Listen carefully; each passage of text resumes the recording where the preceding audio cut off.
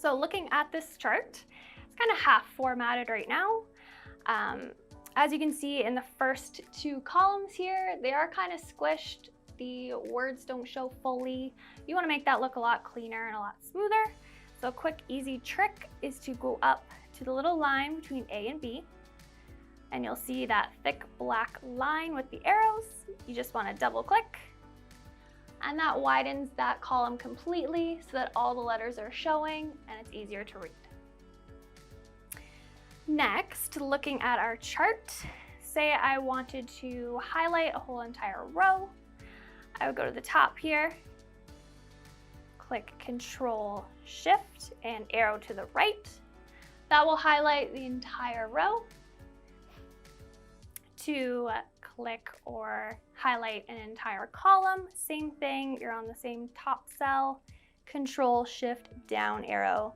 This highlights all 700 cells in that column. Quick, easy way to highlight instead of scrolling. Now you're up back to cell 678. You want to get back home to the top cell.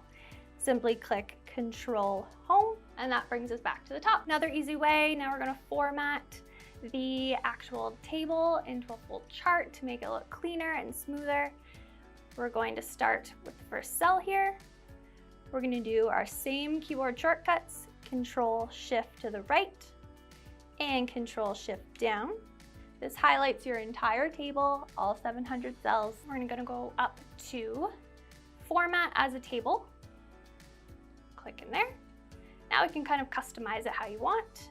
We're going to click on Sky Comp Blue here. And this highlights your entire table, makes it look a lot cleaner, a lot smoother, and easier to read as well. Another trick I'm going to show you is AutoSum. I had no idea how to use AutoSum before, and this saved my life, especially when someone has 700 cells. So let's, for example, go to our profit here. We're going to click the first cell. We're going to Control Shift down arrow, which highlights that entire column. And we're going to go up to this symbol here. This is AutoSum. We're going to simply click and Control arrow down. And that totaled up the entire column. That took about 3 seconds rather than having to scroll through and put in a formula. That saved my life. Your last little tip would be, let's go back up. So Control Home takes us to the top. So let's say you send this over to your boss takes a look and says, oh, there's an issue on cell I-640. Now I'm back here scrolling away trying to find 640. An easier way to do that is simply go up to the name box, which is just at the top left here.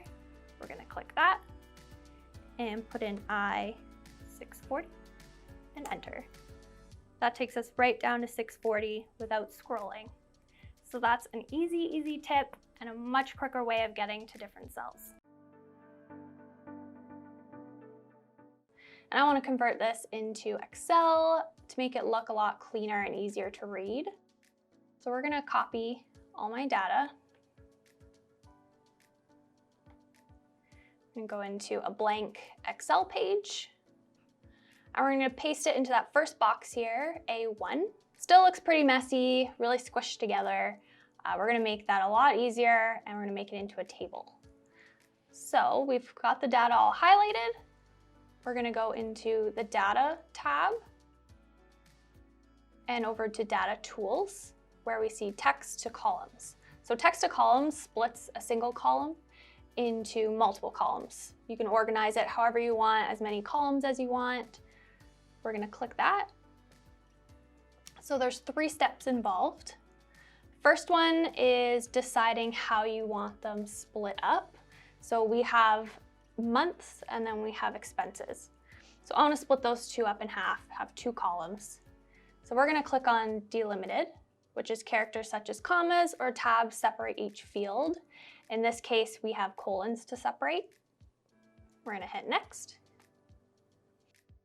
So this is going to customize a little bit more. And at the bottom here, you can see there's a data preview to show what it's going to look like. So we're going to keep it on other, and I'm going to keep the colon.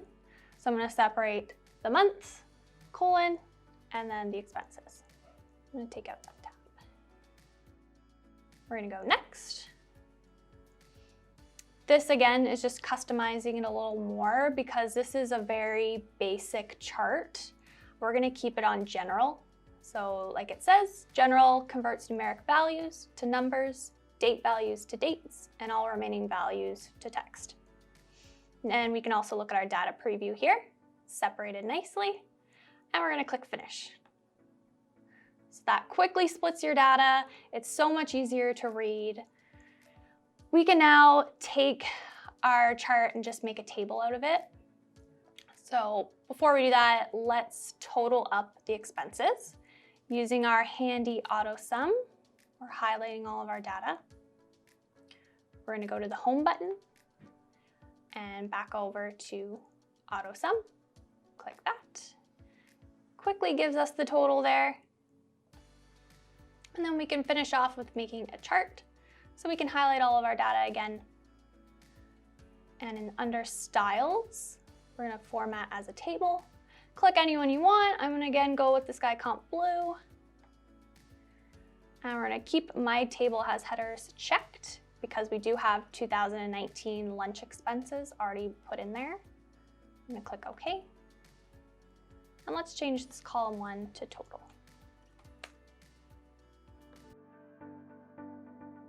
So we're going to freeze the pane so we can easily follow that and keep the headers on the top and on the side. So first I'm going to show you how to freeze just the top pane. So if you want just the headers, so you can follow along if you're moving down on your worksheet. So you're going to go to View and Freeze Panes, and you're just going to select Freeze Top Row.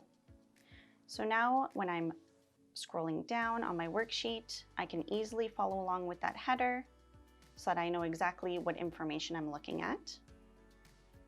Now to undo that, you'll just select Freeze Panes again and Unfreeze. So as you can see, it stopped it from following along. Now we're just going to freeze the very left-hand column. So if I wanted to follow along with segment, you're just going to go to Freeze Panes and Freeze First Column. And now when you go side to side, you can see that that first column follows you. Now this is very useful if you have a very long worksheet, but also if you have a very wide worksheet. So now we're going to unfreeze that very first column. So if you have to follow your data not only horizontally, but vertically, you can freeze both. So I'm going to show you how to do that, and you can actually customize this any way that you want. So under View, you're going to go to Split, select that. Now you're going to see these two gray lines appear on your worksheet, and these are the two that you can move to customize exactly where you want it to freeze. So we're going to do the same thing. We're going to freeze the very first column, so segment, and the very top column, so the headers. So we're going to bring this right over to the first column, and the second one will move right up to the headers. And it's as easy as that. And now you can scroll back and forth. As you can see, the very first column stays put, so you can follow it horizontally. And not only that, but you can also go up and down, and the headers stay with you, as well as the segment column, so that you can follow that along as you go as well. Now to undo this, you're just going to hit Split again, and it brings you right back to your normal worksheet. First thing we're going to do is make sure that these are all formatted to be monetary. So we're going to copy the first one because that is correct, and we're just going to paste the formula to the whole bit of information here. So if we select formatting just underneath, if you select this, it will change it all to monetary, so now we don't need to worry about that. We want to take all of the information that we want included. So we're going to start at row A4, or cell A4. We're going to drag it all the way down to D15. Next, we are going to select Insert, and then simply press Table. It will ask you if this is the correct selection that you want to include in this table. You can hit OK. So here we have just our basic. This is what Excel wants your table to look like, but we do have some options here to make some of this information make a little bit more sense. The first thing that I like to do is just click anywhere into this table, and you'll be brought to this table design option here. Here we can either make sure that the information that we want to see is highlighted. If we want to see our sales reps' names, we can select the first column and these will all go bold. We can take that away. If we don't even want to see this top row at all, you can choose to completely take that off. If you do not want the option to filter, you can also remove those arrows as well. My favorite function that I always add on is my total row. Right now, we'll see that the only total we're receiving is the desserts. If we want to see other totals, you can select the bottom row, the drop-down menu, and you have the option to select your count, the minimum cell value, the maximum cell value. We're going to select sum to get the whole total. We'll do this for both. Now we have a total for all of the goods sold for each of these categories. Now that you have your table, you might want to add information such as a commission rate. We can do this by simply adding the information to a cell that's right against our table. You will see it automatically becomes part of our table. If you would like to put information on this sheet that you do not want included in the table, just simply select a cell that is not touching the table, such as this one. For our commission rate, we've selected 3%. This will not change for each of the goods sold, so we would like to make this an absolute formula. I will quickly show you how to do this.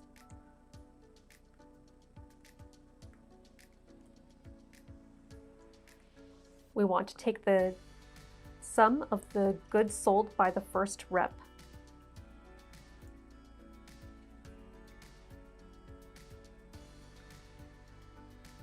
And we would like to times this by our commission rate. To make this absolute so that the formula does not auto-select the cells below G2, we will make this absolute by adding in the dollar symbol before the letter and before the number. So G2. Now this cell is locked, it will not change even if we paste our formula all the way down this row.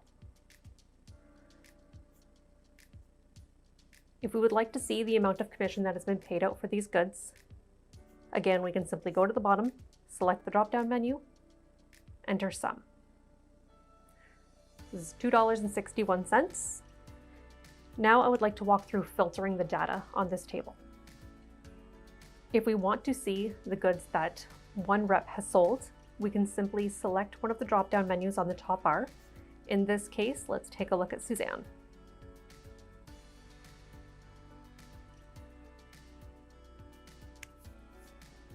The table has automatically formatted to disclude any information that is not related to Suzanne.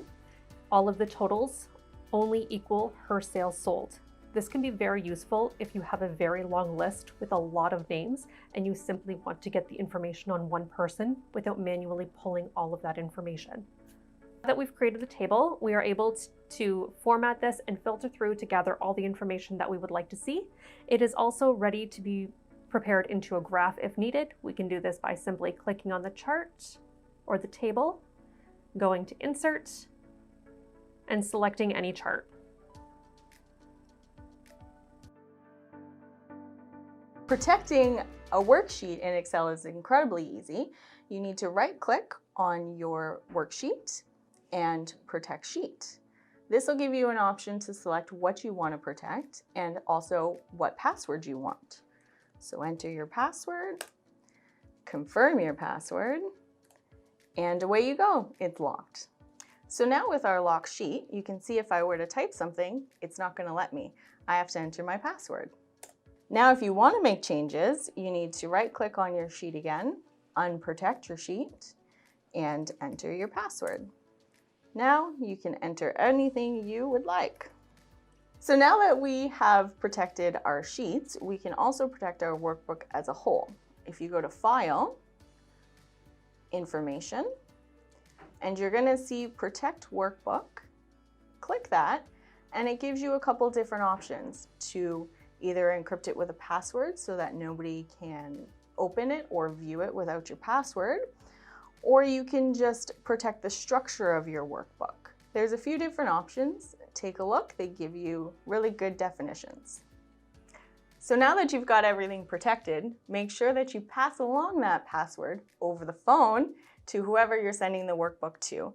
Remember, passwords shouldn't be sent by email for security purposes. So for example, Jamie has sent me this client list. This is just an example client list.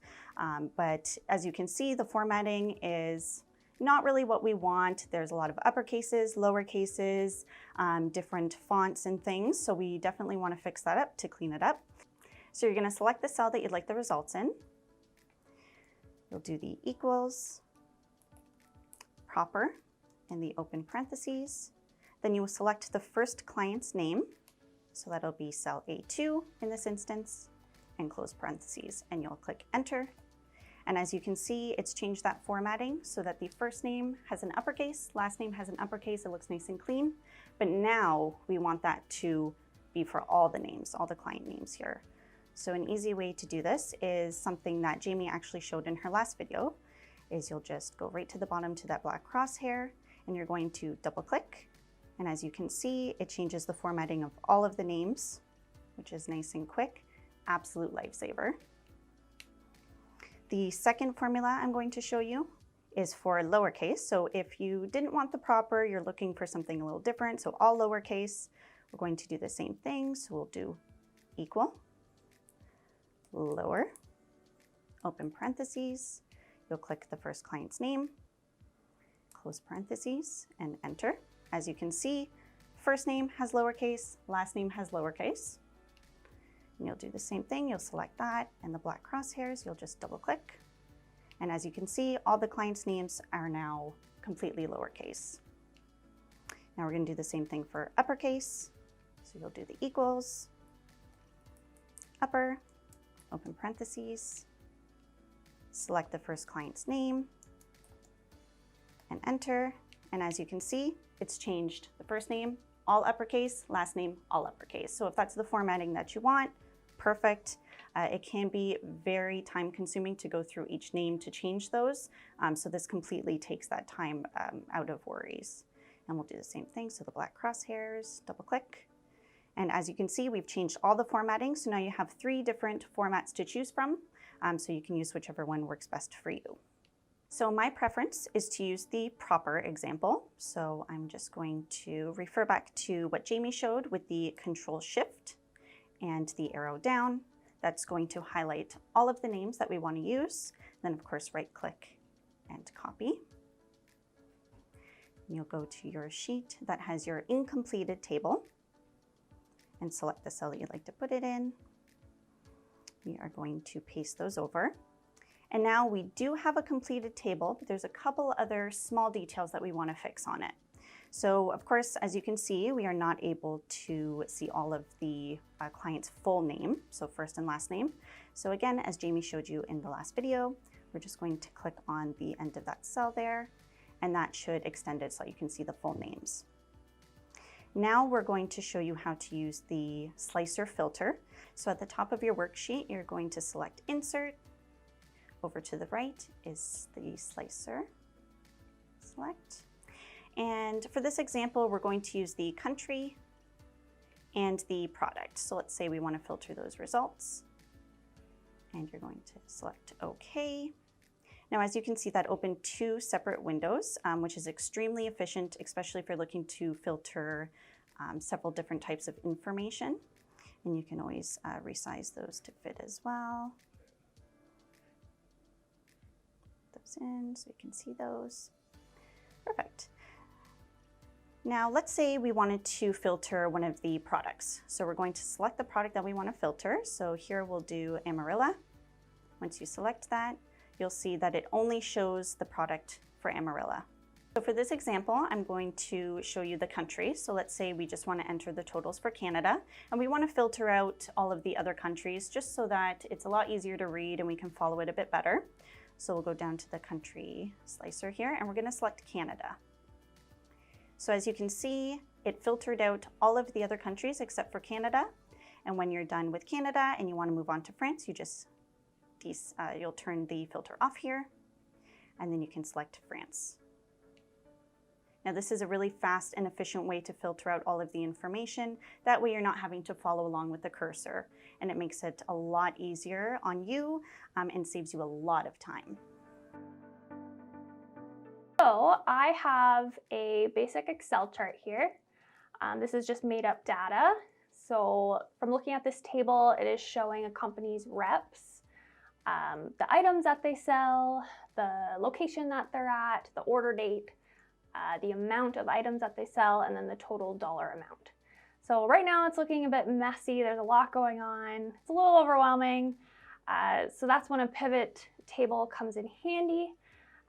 It's going to separate your data and kind of lets you customize it how you want to see it.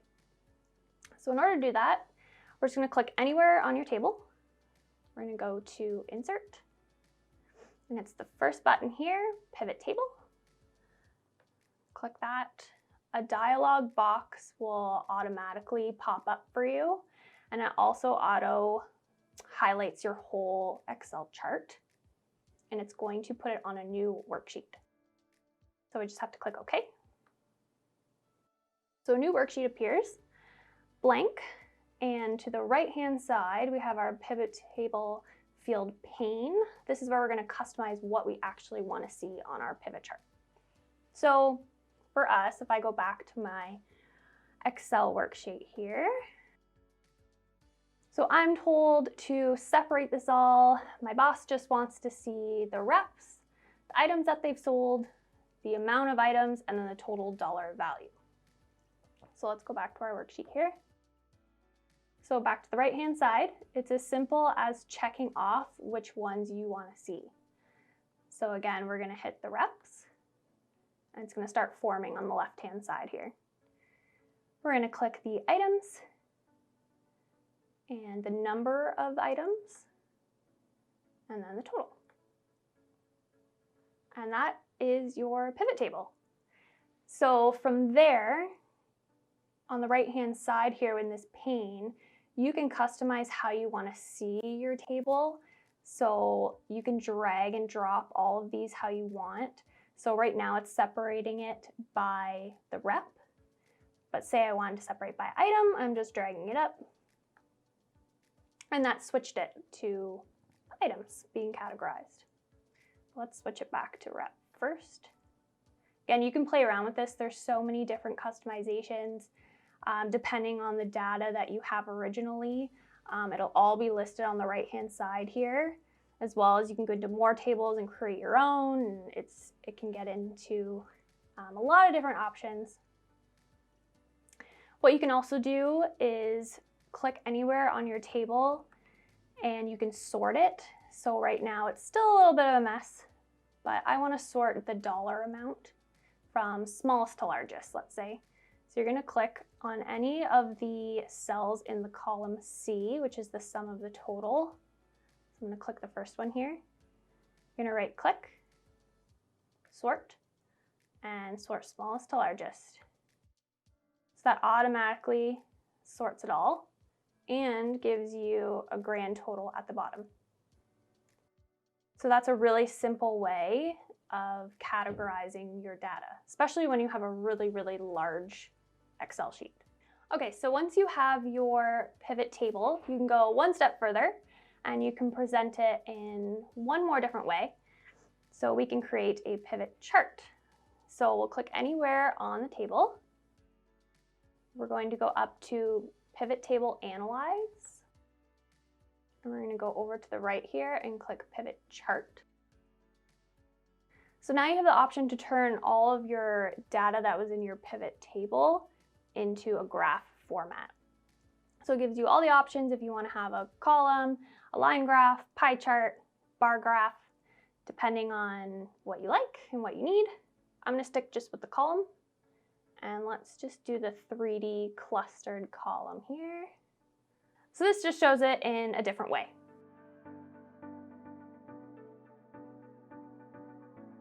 Open up your Excel sheet. You can get this by exporting from your CRM, or you can use a spreadsheet where you've added in the contact information, email address, and any of the details that you would like to show. Now you're going to actually start this message in a Word document. Open up your Word document, On top, you will see the header that says mailings. Select that, and we are going to start a mail merge. Because we have already created our Excel sheet that shows all of the details that we need, we're going to actually select email messages. Now we need to link that Excel sheet to this document so it pulls all the correct information. We are going to select the recipients to link the page. We're going to use an existing list because we have created one or you have exported one. I have saved my Excel sheet to the desktop, so I'm going to select that and you'll see it right here. And just open that up. It's going to ask us if this is the table we'd like to use. It is. Now, though it looks like nothing has changed, the Word document and the Excel are linked. So we're going to start off our message, hello, and now we need to use the contact name. Instead of just typing in whoever name, we're going to use the field here, insert merged field.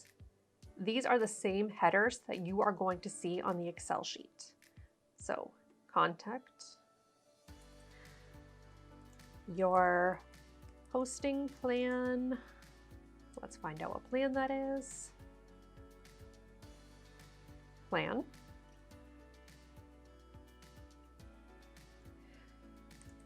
Has successfully been created. The cost for this will be, find the cost, same method. Annually. And we can end it there. Thank you, April. So this is going to be the template that we are going to be sending to all of our clients. This content though will change depending on where it pulls the information from. So if we go to our Excel, the first line will be Adam.